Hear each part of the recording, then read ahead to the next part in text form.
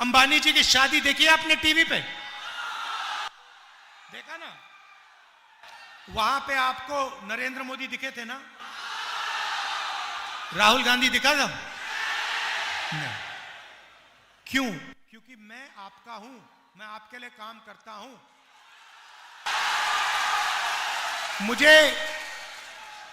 मुझे शादी में जाने की कोई जरूरत नहीं है। मेरा काम, अच्छा किसान मुझे घर में शादी में बुलाए, मैं पहुंच जाऊंगा।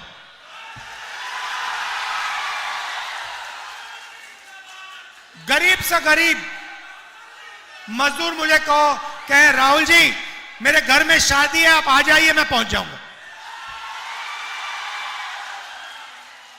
आज अभी कुछ देर पहले सानी जी और मैं तालाब में मच्छी पकड़ने गए आज सुबह। क्यों? क्योंकि मैं चाहता हूं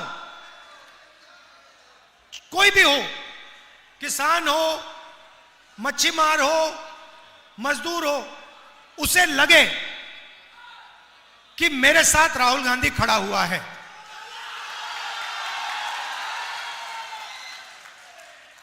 तो यह मेरी कोशिश है। मैं आपको बताता हूं, उदाहरण देता हूं, छोटा सा आपको उदाहरण देता हूं, आप समझ जाओगे मैं क्या कह रहा हूं।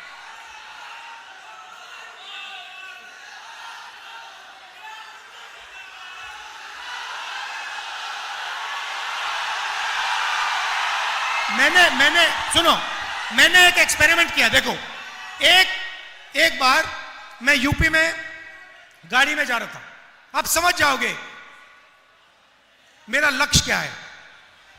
एक दिन मैं यूपी में गाड़ी में जा रहा था, रास्ते में मुझे मोची की दुकान दिखी और मैं रुक गया और मैंने मोची से बात शुरू की। नाम उसका चेतराम है, चेतराम मोची। मैंने उससे बातचीत की। वो मुझे कहता है राहुल जी आप यहां आए हो, आपने मेरी इज्जत की है, मेरी कोई इज्जत नहीं करता। आप आए हो, आपने मेरी इज्जत की। फिर मैं देख रहा था वो जूता बना रहा था,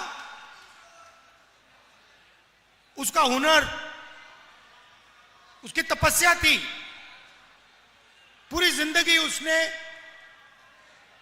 मोची का काम किया, अनलिमिटेड ज्ञान था उसका। और मैंने उससे बातचीत की, मैंने उससे कहा कि चेतराम जी एक बात बताइए,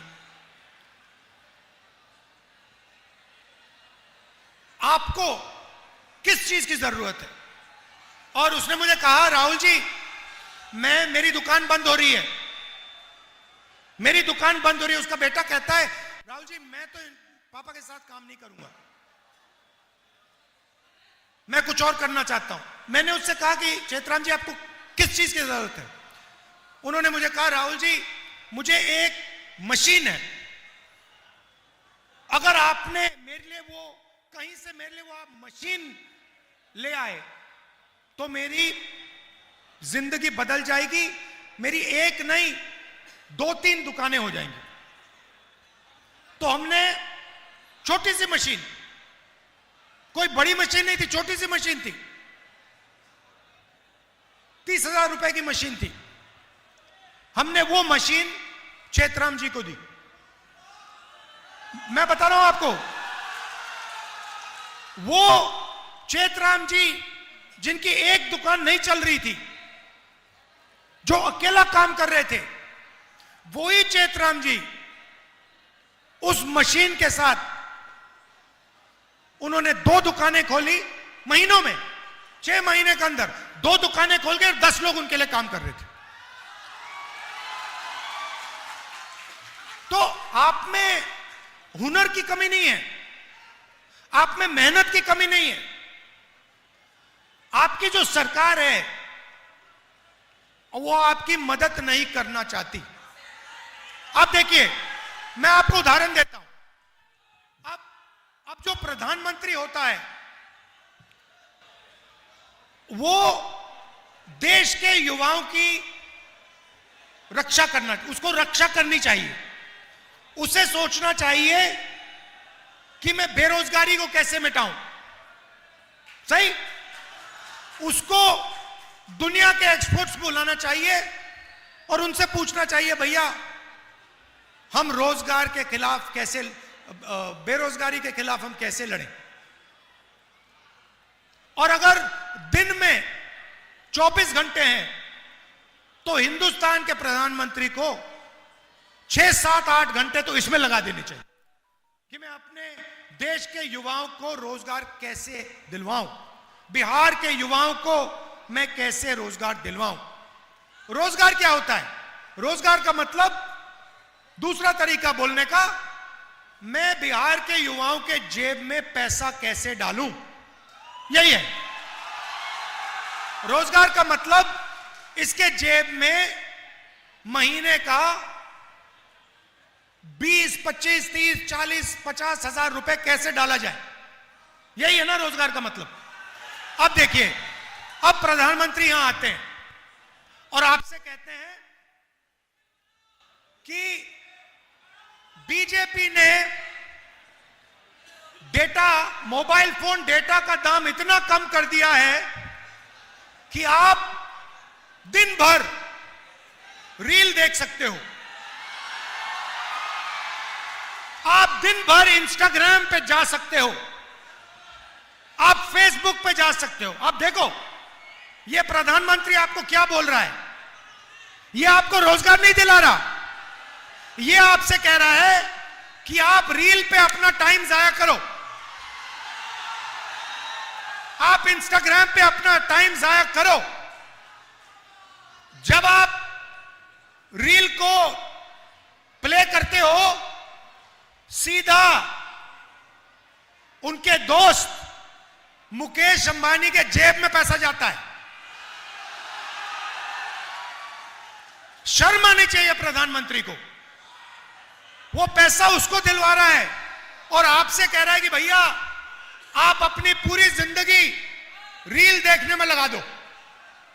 मतलब आप सपने में रहो, सपना देखते रहो। रील सपना है, रील से आपको कोई पैसा नहीं मिलेगा, रील से आपके पेट में खाना नहीं जाएगा, रील से आपको रोजगार नहीं मिलेगा। यह सच्चाई है।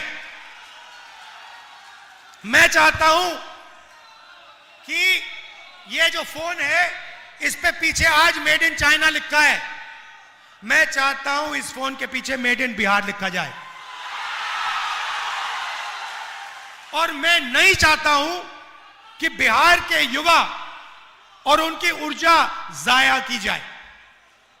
आपने इस प्रदेश को बनाया है, जो भी है यहां पे, जो युवा हैं, आपके माता पिता, इन लोगों ने बनाया है। सड़कें हैं, पुल हैं, रेलवे लाइन है, यह आपकी मेहनत से बना है। सही बात है, गलत बात है? यह आपने बनाया है। मैं बेंगलोर में जाता हूं, बिहार के लोग मिलते हैं। मुंबई में बिहार के लोग, अरुणाचल बिहार के लोग, जम्मू कश्मीर बिहार के लोग, लद्दाख गया था मैं, सड़क बन रही थी, 15,000 फुट पे सड़क बन रही थी। लेबर कौन था? लेबर आप थे। बिहार के लोग वहां पे मेहनत कर रहे थे, फटे हुए कपड़े थे, ठंड में। तो आप लद्दाख में सड़क बनाते हो, मुंबई में इमारतें बनाते हो, आईटी का इंफ्रास्ट्रक्चर बनाते हो। इंफोसिस कंपनी वहां पे जो जिस बिल्डिंग में वो रहते हैं, काम करते हैं, वो आपने बनाई है। और बिहार में आपकी सरकार आपको कुछ नहीं करने देती, आपका खून चूसती है। हम चाहते हैं कि जैसे पहले बिहार दुनिया का शिक्षा का सेंटर हुआ करता था, नालंदा यूनिवर्सिटी, पूरी दुनिया से लोग यहां आते थे, जापान से, कोरिया से, चाइना से, इंग्लैंड से। वही हम चाहते हैं। मैंने पिछली मीटिंग में कहा, गठबंधन की सरकार शिक्षा पे काम करेगी। कॉलेज, यूनिवर्सिटी, सरकारी स्कूल यहां खोलेगी। मगर जिस दिन, मैं आपको बता रहा हूं, यह वायदा है, जिस दिन हिंदुस्तान में नेशनल लेवल पे इंडिया गठबंधन की सरकार बनेगी, उस दिन दुनिया की सबसे बेहतरीन यूनिवर्सिटी बिहार में बनेगी। मैं आपको बता रहा हूं। और उस यूनिवर्सिटी में हिंदुस्तान के बाकी प्रदेश छोड़ो, पूरी दुनिया से लोग यहां बिहार आएंगे, क्योंकि वो बिहार में पढ़ने, शिक्षा लेने आ रहे हैं। तो ये हम चाहते हैं। आप कभी दिल्ली जाओ, ऑल इंडिया मेडिकल इंस्टीट्यूट कभी गए हो? आप गए ना? उसके सामने मेट्रो है। कभी आप ऑल इंडिया मेडिकल इंस्टीट्यूट के सामने जो मेट्रो स्टेशन है, उसमें रात के समय नीचे जाके देखिए क्या हो रहा है। उसमें ठंड में 3-4 हजार लोग रात को ठंड में सोते हैं। क्यों? क्योंकि बिहार में उनको इलाज नहीं मिल सकता। बिहार के लोग ऑल इंडिया मेडिकल इंस्टीट्यूट के सामने एक दिन के लिए नहीं, इलाज के लिए 10-15 दिन, ठंड में 20 दिन मेट्रो स्टेशन के सामने। क्यों? क्योंकि सब जानते हैं कि बिहार में स्वास्थ्य नहीं मिल सकता। बिहार में लोग अस्पताल में जीने नहीं, मरने जाते हैं।